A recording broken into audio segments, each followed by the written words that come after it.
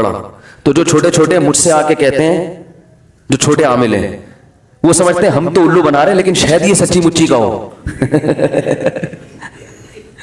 کہہ رہے وہ مجھے آ کے کہہ رہے ہوتے ہیں کہ ہماری ذرا نگرانی کریں, حفاظت کریں, حصار کھینچیں. کہہ رہے ہم بھی گھما دیتے ہیں, کچھ کھینچ رہے ہیں. کہہ رہے جیسے یہ بیوقوف ہے نا, اور ان کا نظریہ یہ کہ ہمیں تو نہیں پتا لیکن ہم سے بڑے والے کو پتا ہوگا. تو کہہ رہے میرا بھی یہی حال ہے.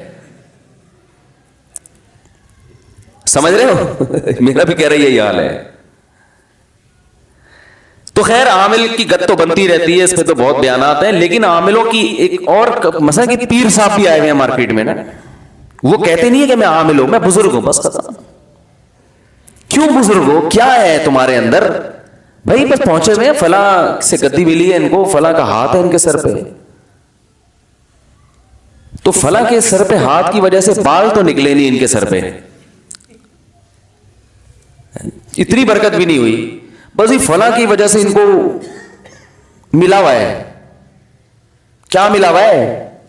سب مبہم باتیں ہوں گی, کوئی بات بھی ایسی نہیں ہوگی جس کا کوئی ڈکشنری میں مطلب ہو. سمجھ رہے ہیں نا بھائی, یہ ان کے کچھ ہیں, ان کو کچھ خدا کی طرف سے کچھ ہیں چیزیں. کیا چیز ہے بھائی؟ چیزیں ہیں. یہ دیوبندی ہو, اہل حدیث ہو, بریلوی ہو, اور کتنے فرقے ہیں, شیعہ ہو یا مسلمین ہو, اس میں سب ایک جیسے ہیں, یاد رکھنا. اس میں کبھی دھوکے میں نہ آنا کہ فلاں کا خلیفہ تو فلاں کا ٹوپی ڈرامہ, یہ سب ٹوپی سب ایک جیسے ہیں. الا ان اولیاء اللہ لا خوف علیہم ولا هم یتقون. بزرگ کی ڈیفینیشن کیا ہے؟ قرآن نے بیان کی ہے. اولیاء اللہ, بزرگ کو ولی بھی کہتے ہیں نا, اولیاء اللہ بھی کہتے ہیں نا بھائی. اولیاء اللہ کہتے ہیں نا بزرگ کو, ولی کی جمع اولیاء, اور ولی اللہ کا دوست ولی. تو اللہ نے ولی کی ڈیفینیشن دو لفظوں میں بیان کی ہے, لا خوف علیہم ولا هم یحزنون. پہلے تو بتایا کہ اللہ کے جو اولیاء ہیں, جو کوئی بزرگان دین ہیں, ان پر قیامت کے دن کوئی خوف اور غم نہیں ہوگا. بتایا کہ اس سے پتہ چل رہا ہے گویا دنیا میں آزمائشیں آتی ہیں ان کے اوپر, لیکن آخرت میں نہیں ہوگی. دو لفظوں میں اللہ نے ڈیفائن کیا, لا خوف علیہم ولا هم یحزنون الذین آمنوا, جن کا عقیدہ درست ہو, وکانوا یتقون, اور جو گناہوں سے بچتے ہوں. بس یہ کون ہے؟ اولیاء اللہ. عقیدہ درست, توحید کا عقیدہ, ختم نبوت کا عقیدہ, اور دوسری چیز کیا ہے؟ گناہ سے بچتے ہوں, تقوی, نظر کی حفاظت, نماز قضا نہ کرتے ہوں, جماعت سے نماز, تکبیر اولیٰ کا اہتمام.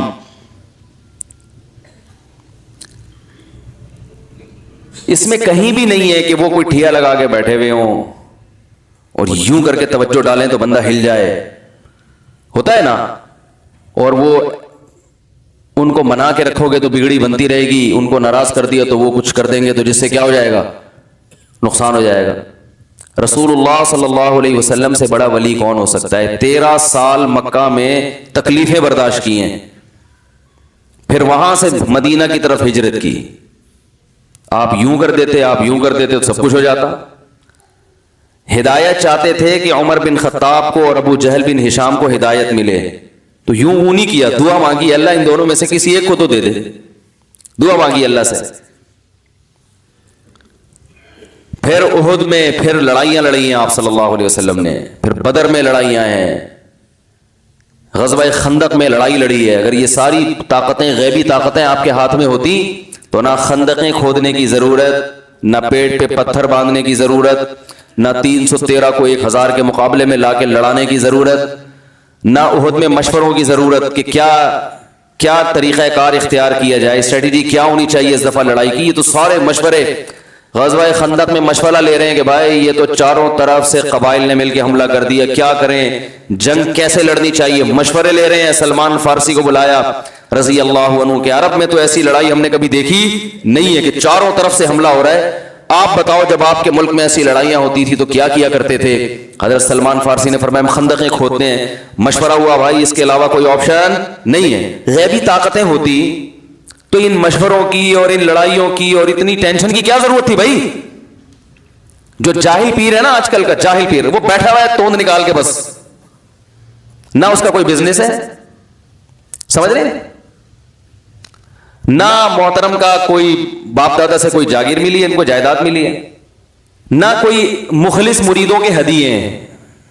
ایک ہدیہ وہ ہوتا ہے جو لوگوں کو الو بنا کے صحیح ہے نا لی ہے تعویذ گنڈوں کے نام، اور ایک ہدیہ وہ ہوتا ہے جو کسی کوئی واقعی کوئی آپ سے عقیدت کرتا ہے تو وہ آپ کو کوئی ہدیہ دے دے، وہ اتنا بڑا نہیں ہوتا کہ اس میں لینڈ کروزر آ جائے، کیونکہ اس قسم کے ہدیے ہم بہت بھگتے ہوئے ہیں، ٹھیک ہے نا، وہ اتنا ہوتا ہے جتنی عقیدت ہے۔ 5 روپے کی عقیدت ہے تو 5 روپے دے دے گا آپ کا کوئی معتقد، بہت زیادہ عقیدت 5000 کی ہو جائے گی میرے بھائی، کیا خیال ہے؟ 5000 سے زیادہ عقیدت کے لیے بہت سامنے والے کو انسپائر کرنا پڑتا ہے کہ میں بہت زیادہ نیک ہوں، معمولی نیک نہیں ہوں۔ پھر 5000 سے اوپر تھوڑا سا گراف جائے گا، لیکن وہ بھی لاکھوں کروڑوں تک اتنا نہیں ہو جاتا کہ پلاٹ خریدے جائیں، جائیدادیں بنائی جائیں اور بنگلے خریدے جائیں، اور بھائی پیر صاحب کے ہاتھ میں سونے کی انگوٹھی تو چاندی کی ادھر لاکٹ یہ والا، اور پھر خود بھی کھا رہے ہوں، اپنے بھائیوں کو بھی کھلا رہے ہوں، اور پورے سلسلے مریدوں کے خلیفوں کے ڈیفنس میں بنگلے بن رہے ہوں۔ یہ اس کی علامت ہے میرے بھائی، دال میں کچھ کالا کالا بولو نا بھائی ہے۔ اس کے لیے ضروری ہے کہ آپ سامنے والے کو یہ جتلائیں کہ میں بہت پہنچا ہوا ہوں، مجھ پہ انویسٹ کرنا گویا اپنے اوپر انویسٹ کرنا ہے، سمجھ رہے ہو نا؟ مجھے خوش رکھو گے تو بگڑیاں بنتی رہیں گی، مجھے ناراض کرو گے تو بگڑی، بولتے کیوں نہیں بھائی؟ بگڑی بگڑ جائے گی تمہاری، خراب ہو جائے گی۔ ریٹ چل رہے ہیں آج کل، پیر صاحب آپ کے علاقے میں آئیں گے تو اتنا ان کا اتنے پیسے ملیں گے، پیر صاحب آپ کے گھر کھانا کھائیں گے تو چونکہ آپ کے گھر جلوہ افروز ہوئے، ہوائیں انہوں نے آپ کے گھر میں چھوڑی ہیں، جو بھی انہوں نے الٹے سیدھی چیزیں کھائی ہے نا، تو پھر اس کے اتنے چارجز مرید کے ذمے ہیں۔ مولانا اشرف علی تھانوی رحمہ اللہ تعالی، اللہ ان کی قبر کو نور سے بھر دے، بسا اوقات لوگ ان کے پاس ہدیہ لے کے آتے تھے نا تو وہ انکار کر دیتے تھے، وہ کہتے تھے کہ اب یہ رواج چل پڑا ہے کہ جب کسی پیر و مرشد کے پاس جانا ہے تو ہدیہ لازمی لے کے جانا ہے، اب یہ رواج چل پڑا ہے، اس کو ختم۔ بعض دفعہ مرید کے دل میں یعنی وہ خوش نہیں ہوتا دل سے، وہ کہہ رہا ہے پیر صاحب کو اگر نہیں دیے تو وہ کیا سوچیں گے۔ یہ پہلے زمانے میں ہوتا تھا بہت زیادہ۔ ایک سیٹھ نے ان کو بھری محفل میں ایک بڑی رقم دی ہدیے کے طور پہ، کیا اللہ نے جگر عطا کیا تھا، حضرت مولانا اشرف علی تھانوی رحمہ اللہ نے وہ بھری محفل میں اس سے گفٹ وصول کیا، ہدیہ وصول کیا، بھاری رقم تھی۔ پھر اس کو تنہائی میں الگ سے بلا کے وہ سارا گفٹ واپس کر دیا۔ سمجھ رہے ہیں بات کو کہ نہیں سمجھ رہے؟ کہا دیکھو مسئلہ یہ ہے کہ ہر دفعہ گفٹ دینا جب بھی کسی سے ملاقات ہو یہ ویسے ہی ٹھیک نہیں ہے، اس سے یہ وہم ہونے لگتا ہے پتہ نہیں یہ مجبور ہو کے تو نہیں دے رہا، کہیں دل کی خوشی ہے نہیں، اور یہ سوچ کے دے رہا ہے کہ پتہ نہیں کیا سوچیں گے پیر صاحب، خالی ہاتھ ہی آ جاتے ہیں ہمیشہ۔ تو فرمایا کہ ہونا تو یہ چاہیے تھا، اور دوسری بات یہ کہ میں آپ سے میری بے تکلفی نہیں، میں آپ کو جانتا نہیں ہوں، اور اتنا بڑا گفٹ آپ نے اٹھا کے مجھے، اتنا بڑا ہدیہ آپ نے اتنی بڑی رقم مجھے دے دی۔ کا ہونا تو یہ چاہیے تھا کہ میں اسی وقت آپ کو واپس کر دیتا، لیکن اس وقت سب کے سامنے واپس کرنے میں آپ کی توہین تھی، میری عزت تھی، میری عزت تھی۔ لوگ بولیں گے مولانا صاحب کو اتنا بڑا لفافہ ملا اور مولانا صاحب نے واپس کر دیا، بھائی مولانا کی عظمت کو سلام ہے۔ فرمایا اب یہ واپس کرنے میں نہ تو میری کوئی عزت ہے اور نہ آپ کی کوئی توہین ہے۔ سمجھ رہے کہ نہیں سمجھ رہے بات؟ بھری محفل میں لے لیا اس کی عزت رکھنے کے لیے، اور چپکے سے لے جا کے اس کو بولو بھائی واپس کر دیا۔ یہ ہمارے علماء تھے۔ تو ہدیہ لینا دینا بری چیز نہیں ہے، لیکن یہ دل پہ بوجھ کے ساتھ نہیں ہونی چاہیے کہ جا رہے ہیں پتہ نہیں حضرت جی کیا سوچیں گے کہ خالی ہاتھ اٹھ کے آ گئے، ویسے تو بڑے محبت کے اظہار کیا کرتے تھے اور آج جب بھی آتے ہیں سڑا ہوا منہ لے کے آ جاتے ہیں۔ جہاں یہ تصور آنا شروع ہو جائے تو علماء کہتے ہیں پھر اس گفٹ کو واپس کرو۔ باقی تو تہادوا تحابوا، حدیث میں آتا ہے ایک دوسرے کو ہدایہ لیا دیا کرو، اس سے محبت بڑھے گی، لیکن یہ ہدیہ نہیں بلکہ جرمانہ بن جاتا ہے بعض دفعہ۔ بعض علاقوں میں یہ دستور ہے کوئی مولانا صاحب کہیں بیان کے لیے جائیں تو لازمی اس کے پیسے ان کو ملتے ہیں. میں پنجاب میں گیا 2004 کی بات ہے, میرے مختلف علاقوں پہ بیان, ہم نے کراچی میں تو یہ دیکھا نہیں کہ بیان کے بھی پیسے ملتے ہوں. یہاں تو پورا تیل نکال کے نا سرنج سے جلسے میں بٹھائیں گے 4 گھنٹے, آدھے گھنٹے ہمارا بیان ہے, اس سے 1.5 گھنٹہ پہلے نعتیں چلیں گی, ہم چلے گی, پھر مختلف خطیب آئیں گے, پھر ہمارا بیان ہوگا, پھر اس کے بعد پھر پروگرام چلے گا. 2-3-4 گھنٹے گئے, اس کے بعد واپس آ رہے ہیں, گھر والے پوچھے کیا ملا؟ ثواب ملا بھائی بہت زیادہ. بس یہاں یہ رواج ہے اور یہ اچھا رواج ہے. ہم تو کراچی کے عادی تھے بھائی, جہاں بھی بیان کے لیے جاؤ بس ثواب ملتا ہے, دعائیں ملتی ہیں, مفتی صاحب بہت اچھا بیان کیا, اللہ آپ کو جزائے خیر دے. بس ہمارے لیے یہی بڑی خوشی کی بات ہوتی ہے, یار چلو لوگوں کو فائدہ ہو گیا. خیر جی, جلدی سے بات کو سمیٹتے ہیں. تو کسی کے سامنے ایسی تعظیم جس میں یہ آپ کا یہ نظریہ ہو کہ یہ میری بگڑی بنا سکتا ہے, مجھے نفع پہنچا سکتا ہے, نقصان پہنچا سکتا ہے, تو ایسی تعظیم اسلام میں کیا ہے میرے بھائی؟ شرک ہے, اور یہ اسلام میں جائز نہیں ہے. تو اور وہ تعظیم جو اس کے علاوہ ہو, بڑوں کا احترام ہے, وہ شرک نہیں ہے. تو میں نے جو موضوع شروع کیا تھا انتم الفقراء الی اللہ, اے لوگو تم سب اللہ کے در کے فقیر ہو, سارے کے سارے اللہ کے در کے فقیر ہو. تو اللہ انسان کو یہ چاہتے ہیں کہ دونوں قسم کی تعظیمیں, اچھا ایک تعظیم یہ ہوتی, ایک ہوتی ہے تعظیم, ایک ہوتی ہے اپنے آپ کو دوسرے کے سامنے ذلیل کر دینا. کسی کی تعظیم تو رسپیکٹ ہے نا, وہ تو جائز ہے, لیکن اپنے آپ کو کسی کے سامنے ذلیل کرنا جائز نہیں ہے, یہ اللہ برداشت نہیں کرتے. اور ذلیل کیسے کیا جاتا ہے؟ ذلیل مختلف طریقوں سے کیا جاتا ہے. بعض لوگ ایسا جھک رہے ہوتے ہیں اپنے باس کے سامنے کہ جیسے بھی گر جائیں گے سجدے میں, لیکن ذلیل ہونے کی سب سے بڑی علامت ہے کسی سے بھیک مانگنا. آج ہمارے معاشرے میں لوگوں سے مانگنے کا عنصر بڑھتا چلا جا رہا ہے. اسلام نے استغنا سکھایا ہے کہ دوسرے کی جیب میں جو کچھ ہے اس سے مایوس ہو جاؤ, وہ تمہارا ہے بھائی, وہ میرا نہیں ہے. لوگ اپنی دولت کیوں چھپاتے ہیں؟ اس لیے چھپاتے ہیں نا کہ اگر بتا دیا تو قرضہ مانگنے آ جائے گا کل. یہ ایسا ہی ہوتا ہے کہ نہیں ہوتا؟ بیگم سے بھی چھپایا جا رہا ہے. بیگم کو لوگ صحیح تنخواہ نہیں بتاتے کہ یہ پھر مانگنے آ جائے گی. ساس کو نہیں بتاتے, ساس مانگ لیں گی. داماد کو نہیں, سسر کو نہیں بتاتے, دوستوں کو نہیں بتاتے. ہر آدمی چھپا رہا ہے. میرے تو تعلقات ہر طرح کے لوگوں کے ساتھ ہیں نا. بعض لوگ بڑے مالدار ہیں, غریب بھولیے میں گھومتے ہیں, مجھے بتا دیتے ہیں, ان کو پتہ ہی ہم سے پیسے نہیں مانگے گا. الحمدللہ یہ ایک امیج اچھا پبلک کے سامنے گیا ہوا ہے. تم جن کو بہت اعتماد ہوتا ہے نا کئی سال رہنے کے بعد, وہ بھی بتاتے ہیں, ان کو ڈر ہوتا ہے مولوی صاحب بھی کیا مانگیں گے, پیسے ہی نہ مانگ لیں کہیں.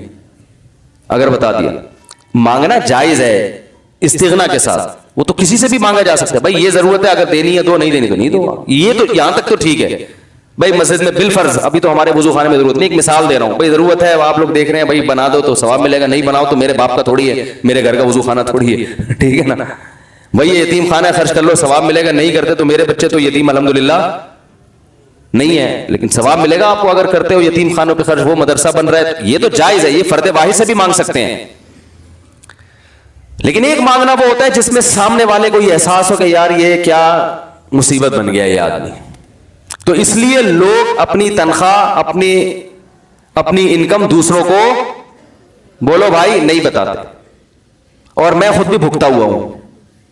میرے والد صاحب کا انتقال ہوا تو بڑی وراثت ملی تھی, میں نے بتا دی, ہمیں تجربہ ہی نہیں تھا. دوسرا پوچھ رہے کتنے پیسے ملے, میں نے کہا اتنے ملے ہیں, ماشاءاللہ. بڑی خوشی ہوئی اس وقت, تو اس کو بڑی خوشی ہوئی. پوری رات پھر وہ سوچتا رہا کہ اس کے پاس اتنے پیسے ہیں, اس کو کاروبار کا تو پتہ نہیں ہے, تو یہ کیسے نکالے ہم. دوسرا آیا, مولانا صاحب ماشاءاللہ آپ کے والد صاحب کا انتقال, اللہ تعالیٰ ان کی مغفرت فرمائے, آپ کو ماشاءاللہ وراثت کتنی ملی. بھائی ہم تو دوستوں یاروں کو بتا دیا کرتے تھے, بھائی اس میں کیا چھپانا یار, اللہ کی نعمت ہے, ٹھیک ہے, جانا تو دنیا میں سب نے, اللہ تعالیٰ ان کی مغفرت. افسوس تو ہمیں ظاہر انتقال کا افسوس ہوتا ہے نا. ہمارے والد صاحب تو ہمارے نام دنیا زندگی میں کچھ کرنا چاہتے تھے, ہم نے نہیں کروایا, سب آپ کا ہے, ہمارا نہیں ہے. کوئی بہت بڑی وراثت نہیں تھی کہ آپ سوچے کہ پھر آ جائیں یار, اچھا ہمیں کیوں نہیں بتایا یار, ابھی تمہیں پتہ چلا. جتنی بھی تھی, چاہے 5,000 ہو, چاہے 10,000 ہو, چاہے 1 کروڑ ہو, چاہے 5 لاکھ ہو, چاہے 2 لاکھ ہو, ہر چیز کے خریدار مارکیٹ میں موجود. اگر آپ بولو گے مجھے 1 لاکھ روپے ملے ہیں, تو یہ بھی بہت سے لوگوں کی نیندوں کو 1 لاکھ بھی اڑائے گا کہ یار 1 لاکھ بھی تو پیسے تو ہے نا, تو 50,000 لگا دو, 50 آپ کے 50 میں 50 دے دو, تو میں اس سے ایک مہینے میں اتنے کما کے یہ اصل بھی ریٹرن ہو جائے گا. ٹھیک ہے, ایسے ڈرامے ہوتے ہیں. تو جو ہے وہ کیا نام ہے, ہم بیوقوفی میں بتا دیا کرتے تھے بھائی اتنے ملے, آپ کو کتنے ملے بھائی اتنے ملے, کیا کیا ملا بھائی یہ ملا.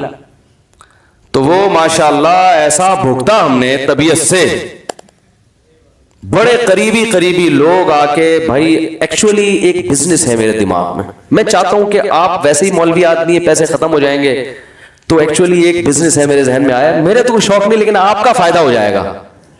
اور ہمیں چونا لگا کے فلاں اتنے ہزار اس کو پکڑا ہے, اتنے ہزار اس کو پکڑا ہے, وہ کپڑے کا کاروبار کرے گا, وہ پلاٹوں میں انویسٹمنٹ کرے گا, وہ گولے گنڈے کی ریڈی لگائے گا, وہ سبزیوں کا کاروبار کرے گا.